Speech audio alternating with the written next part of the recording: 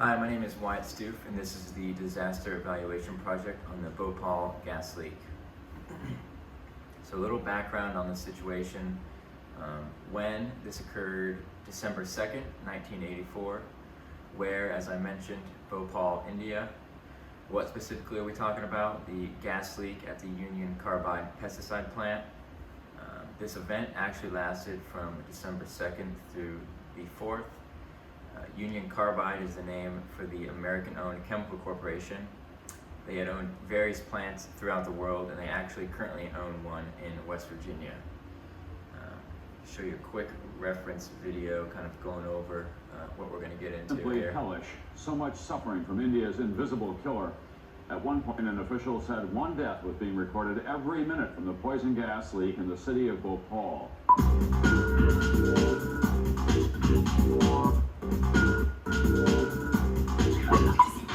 The enormity of the tragedy of Bhopal, India is becoming more apparent this morning. Authorities now say the toxic gas that escaped from a Union Carbide plant on Monday has killed at least 1,600 people, and they say another 50,000 people may suffer serious after effects such as blindness and sterility.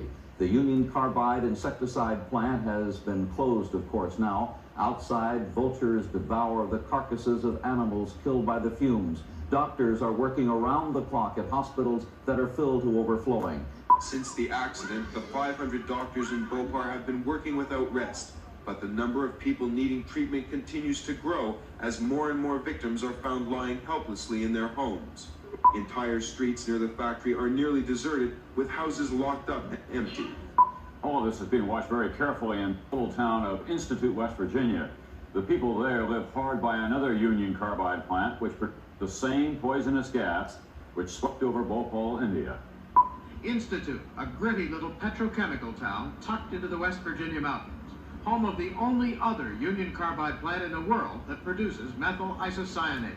Yesterday, Union Carbide suspended production of methyl isocyanate here to check the safety system, and suspended shipments of the substance to other plants.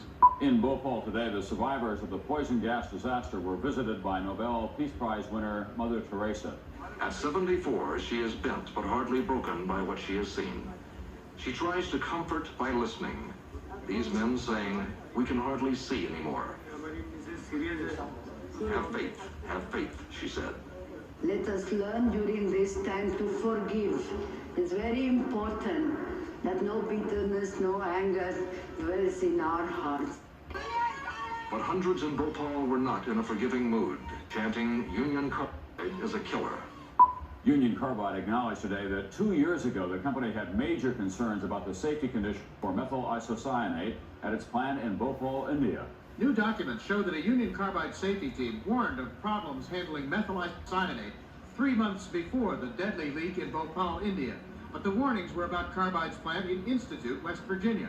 A report by one of the company's own safety teams there warned a runaway reaction could occur and cause a catastrophic failure of the tank at the West Virginia plant. It said tanks with methyl isocyanate weren't being inspected often enough to guard against contamination. A little water in the tank, for instance, could cause the chemical to heat rapidly, turn to gas, and blow. Corrective action was taken at Institute, but the plant in Bhopal wasn't told about any of this. I am confident that the victims can be fairly and equitably compensated without a material adverse effect on the financial condition of Union Carbide Corporation. But on Wall Street, Union Carbide had another bad day. In the last 6 seconds, it has plunged more than 15 points. Loss on paper of almost $1 billion. The reason? Fear on the part of investors that lawsuits totaling hundreds of millions of dollars push the company into bankruptcy.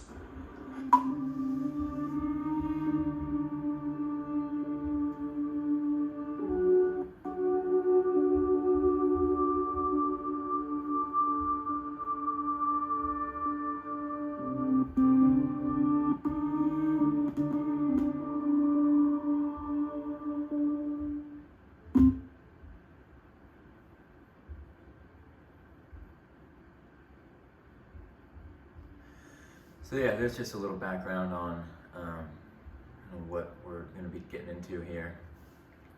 So as in the video, what happened, approximately 45 tons of this highly toxic gas As mentioned, methyl isocyanate, as well as many other poisonous gases were released due to a leak in the plant. This was caused by a leakage of water into the methyl isocyanate tank that caused a chemical reaction, resulting in the buildup of CO2 and other harmful gases, thus causing the tank temperature to rise. And then, as you saw in the video, the illustration, it blew. This leak turned the city of Bhopal into a little gas chamber, affecting hundreds of thousands of people. And then, like I said, as mentioned in the video, on top of all that, many other safety malfunctions also contributed to this disaster, which will be discussed in a few slides. So impacts, there were many. More than 600,000 people in the city and surrounding areas were exposed. The gas caused people's eyes and throats to burn. Also, nausea and death were imminent. The death toll varies from around 3,000 of initial to what's estimated to be about 16,000 over the years due to various underlying complications from the disaster. Many of the deaths were not instant. People were immediately affected, but some suffered slow, painful deaths. Similar to the Chernobyl disaster, many of the people exposed to the radiation there died of slow deaths from that accident. Some more impacts. Not only were people affected, but this killed animals and livestock as well. Many of the exposed have given birth to physically and mentally disabled children. Some 500,000 survivors suffered respiratory problems, eye irritation or blindness, and other maladies resulting from exposure to the toxic gas. In the early 21st century, more than 400 tons of industrial waste were still present at the site, which is crazy to think about. I mean, as you can imagine, this took a huge toll on people's livelihoods and the rest of their lives, affecting the way that they live in multiple ways. Taking away jobs, food sources, many other things that they kind of had to adapt to after this. So the video kind of got into some of this internal causes. The disaster was a result of operating errors, design flaws, maintenance failures, training deficiencies, and accounting measures that endangered safety. Thus, according to present and former employees, company technical documents, and Indian government's chief scientist, evidence was produced that this plant had at least 10 outstanding safety violations at the time of this happening, which obviously, if they would have addressed those earlier, this could have been avoided, I'm sure. Employees did not react in time and didn't think it was that serious at first once this actually occurred. One employee even stated that leaks were common and they were never investigated, which is a huge red flag. So, I mean, overall, this plant clearly lacked leadership and proper oversight and had no knowledge of training in order to deal with something like this. It's clear that safety was obviously not a priority there. They ignored their priorities and didn't think about future consequences which could lead to a disaster of this degree. Some other internal causes, so the safety system in place were incapable of coping with the existing conditions the night of the disaster.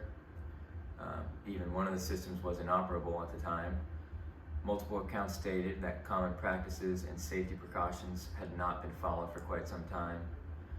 All sorts of technology at the plant was outdated, non-existent, or unreliable. And the plant was understaffed as well as undereducated and lacked the proper training, as mentioned, just to deal with something like this.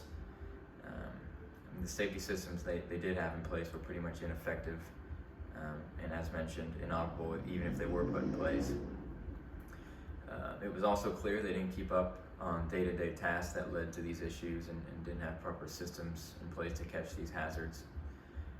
At a plant this size, lacking staff is one thing, but training is something that needs to be done, especially in dealing with dire situations. And with such a big plant dealing with highly toxic chemicals and with the potential for something like this to happen, you always want to make sure that you've got the right staff and everyone knows what they're doing, and training and emergency procedures are in place.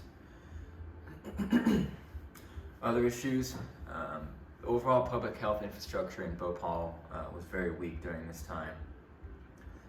Tap water was available for only a few hours a day, and even the tap water that was available was very poor quality. There was no functioning sewage system. Untreated human waste was dumped into two nearby lakes. One of them was a source for drinking water. The city had 4 major hospitals, but was understaffed. Shortage of physicians and hospital beds. There was also no mass casualty emergency response system in place in the city, which obviously you would want to have something like that at the pesticide plant, but for the city, I mean, it was clear that they weren't prepared for something like this at all. I mean, with the infrastructure of the city being weak, obviously it wouldn't be expected that they would have something like that in place. Lessons learned, there are multiple here. Existing public health infrastructure needs to be taken into account when hazardous industries choose sites for manufacturing plants. Future management of industrial development requires that appropriate resources be devoted to advanced planning before any disaster occurs. And I mean, any communities that don't possess infrastructure and technical expertise to respond adequately to such industrial accidents should not be chosen as sites for hazardous industry. These factors definitely contributed to the disaster. It was clear the existing infrastructure in Bhopal was not considered when they decided to put the gas plant there. I'm sure it was just cheap, and they had land in order to kind of throw that in that city, but obviously they didn't think about the long term. And I think there should be a universal set of guidelines that need to be met in areas regarding their infrastructure before building anything to this degree, for obvious reasons. Some other lessons learned. The Bhopal disaster could have changed the nature of the chemical industry and caused a re-examination of the necessity to produce such potentially harmful products in the first place. However, the lessons of acute and chronic effects of exposure to pesticides and their precursors in Bhopal has not changed agricultural practice patterns. Excuse me. In India, estimated 3 million people per year suffer the consequences of pesticide poisoning, with most exposure occurring in the agricultural developing world, that being areas that aren't as advanced, and it's reported to be the cause of at least 22,000 deaths in India each year. So obviously, India specifically, they didn't learn from their mistakes. They're pretty much in the same boat as they were when this occurred, and are just waiting on something like this to happen again. More lessons learned. This disaster had a large impact on the safety movement. Maybe not for them, but for other countries and other corporations. It shed light on things like following standard procedures, making sure you're in full compliance, having up-to-date safety systems and technology, and then making sure employees are properly trained, making sure you're staffed properly. All these points lead to the conclusion that this disaster could have easily been avoided if all these checks and balances were maintained and monitored on a consistent basis like they're supposed to be. This, like I mentioned, maybe not in India but other countries, it definitely provides some urgency and the opportunity for other industrial businesses and corporations to revisit their safety measures, the way they do things, their systems, and perhaps improve on things that they lacked in order to avoid something like this. So regulation changes. Following the Bhopal accident, several pieces of legislation came into force. The Environmental Protection Act 1986 was a prime example. And then in 1989, manufacture, storage, and import of hazardous chemical rules were notified, which stipulates the maximum storage limit of 11 chemicals. And then in 1987, a new chapter was added to the Factories Act. The amended Factories Act now states it is the occupier's obligation to show, in the event of an accident, that due diligence had been exercised to enforce the safety obligations.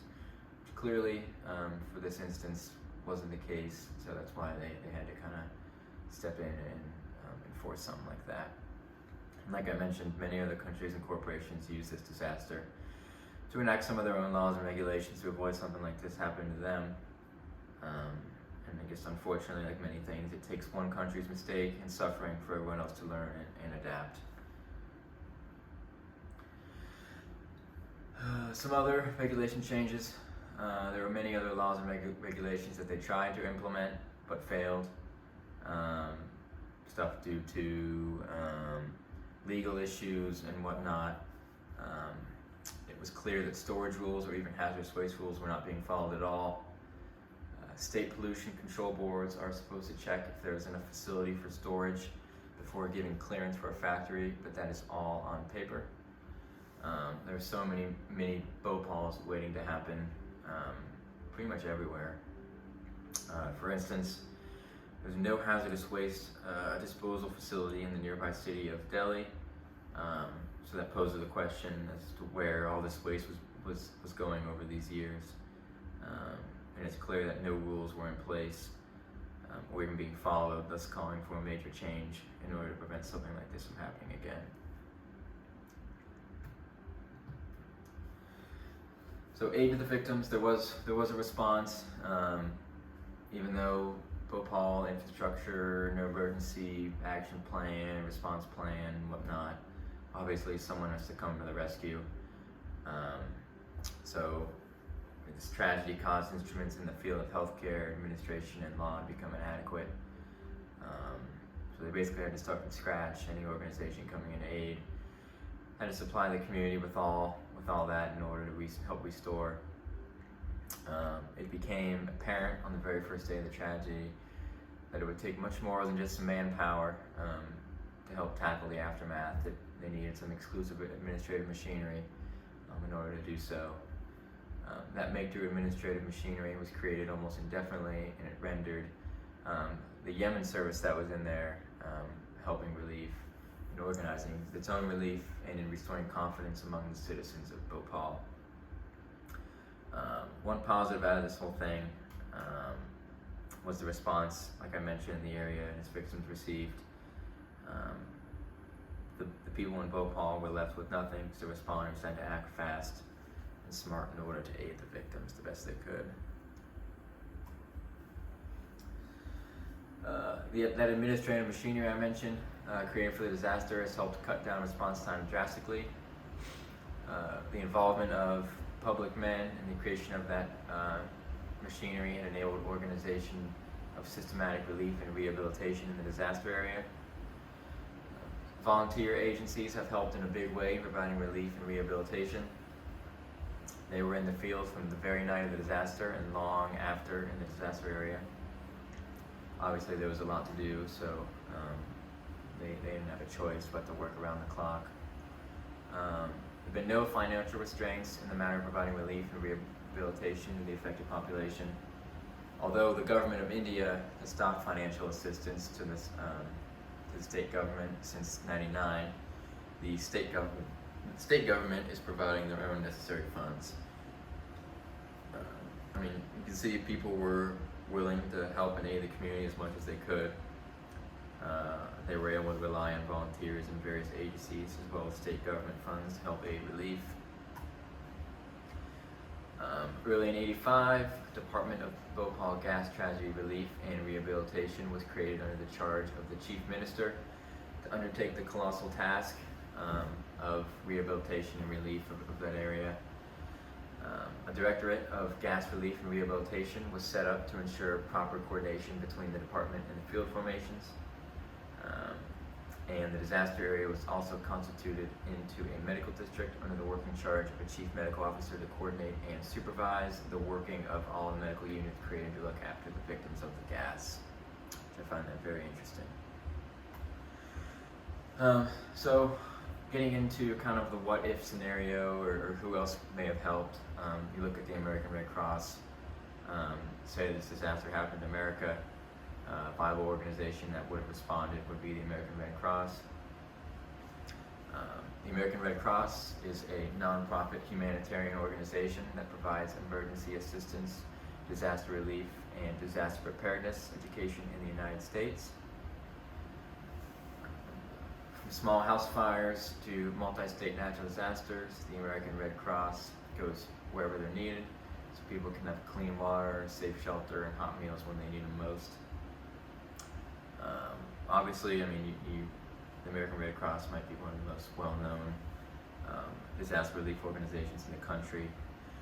You always see their commercials pop up, whether you're at work. I know where I work, we have American Red Cross come, people give blood and whatnot. Like I said, commercials, you see their trucks driving around. They respond to an average of more than 60,000 disasters every year. 95% of their disaster relief workers are volunteers. So some of the disasters that they respond and aid to include chemical emergency, which is a good example here. Pandemic, you got COVID, or there was swine flu years ago.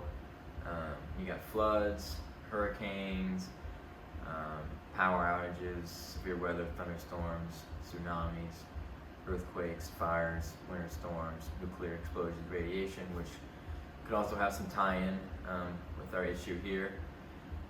Terrorism, drought, much more. Their purpose is to meet the immediate disaster-caused needs of individuals, families, and communities. Each of these disasters is vastly different and requires different types of response and resources, although their end goal is the same as and they may respond to these various disasters in similar ways, such as supplying food and water, providing shelters for victims that have been displaced from their homes, again, floods, tropical storms and whatnot, earthquakes, stuff like that. Distributing relief items such as cleaning supplies, diapers, coolers, food, stuff like that.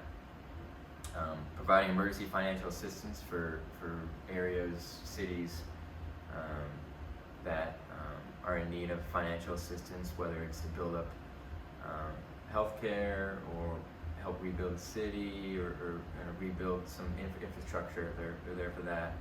And then also connecting victims with proper healthcare. Some of these situations and disasters can be traumatic, so making sure people are sane and feel comfortable afterwards is super important too, and emphasized in the American Red Cross. American Red Cross has a disaster relief and recovery services focused where they provide a variety of assistance for preparing, responding, and recovering from disasters and emergencies. So as I mentioned in the slide before, some of the disasters that they respond to relating to our topic include chemical emergencies or widespread chemical exposure, and then as I mentioned, the nuclear radiation exposure, which isn't as serious. Well, some may argue it might not be as serious, but kind of as response measures go, it's similar.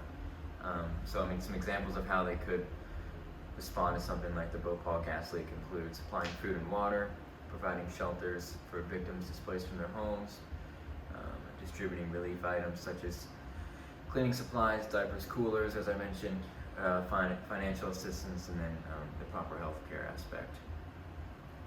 Obviously, I mean, they're volunteers. They don't have the power that like the military, National Guard, or the fire department has, where they dig them out of the rubble, but they do strive by providing comfort and reliability to the people that were affected, ensuring that those who lost things receive things to keep them moving and restore the confidence and dependability in the community. And I'm sure that's what some of the organizations did back in the 80s in the Bhopal for this disaster. But to have a organization like the American Red Cross that's super organized and systematic could have helped speed up or enhance the relief and aid process.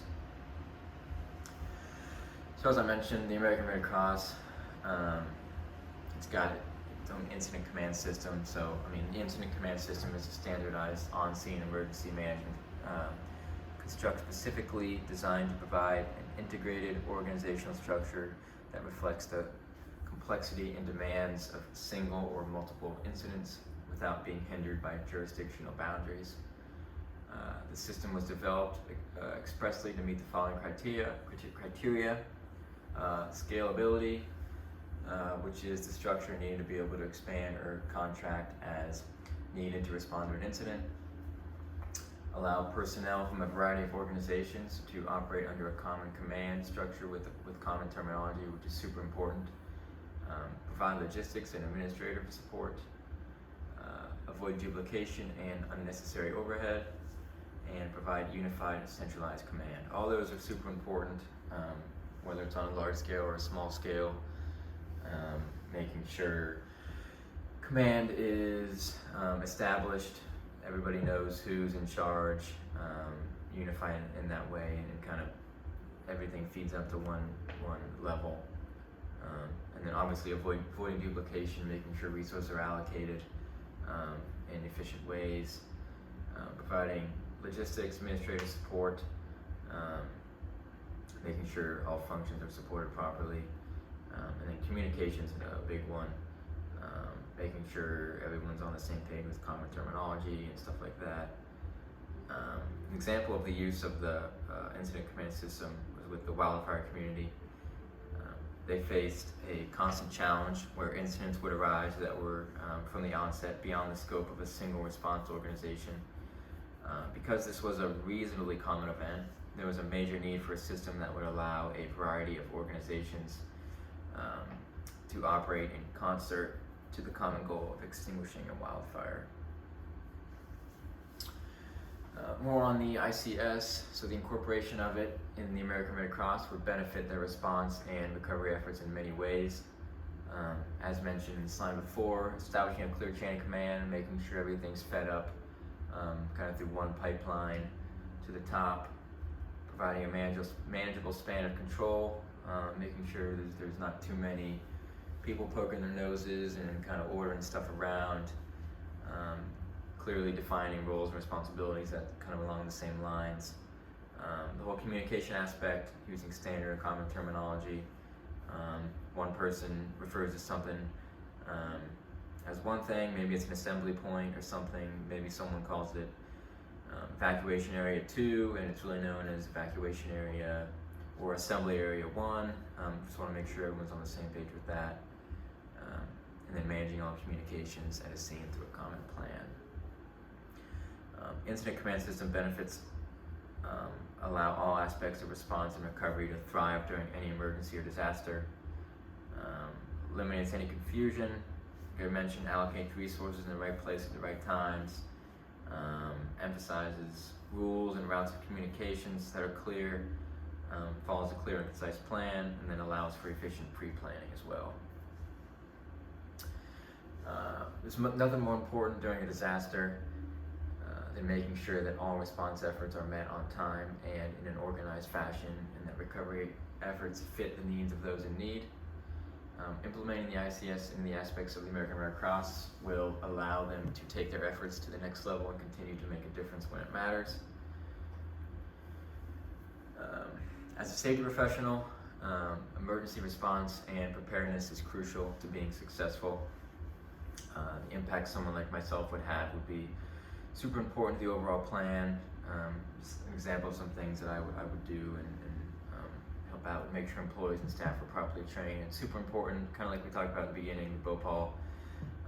Employees weren't trained. The city itself didn't have an emergency response plan, so no one was trained with that.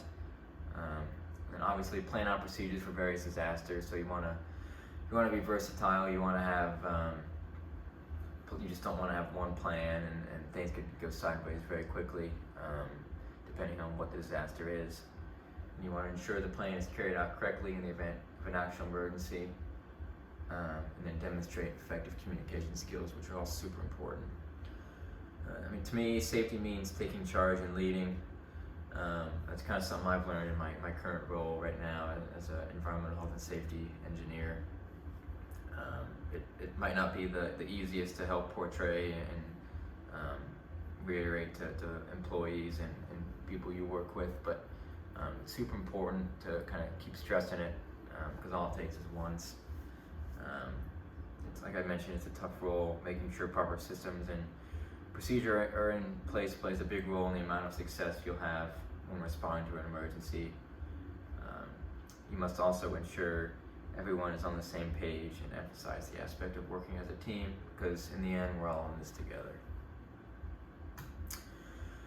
Thank you.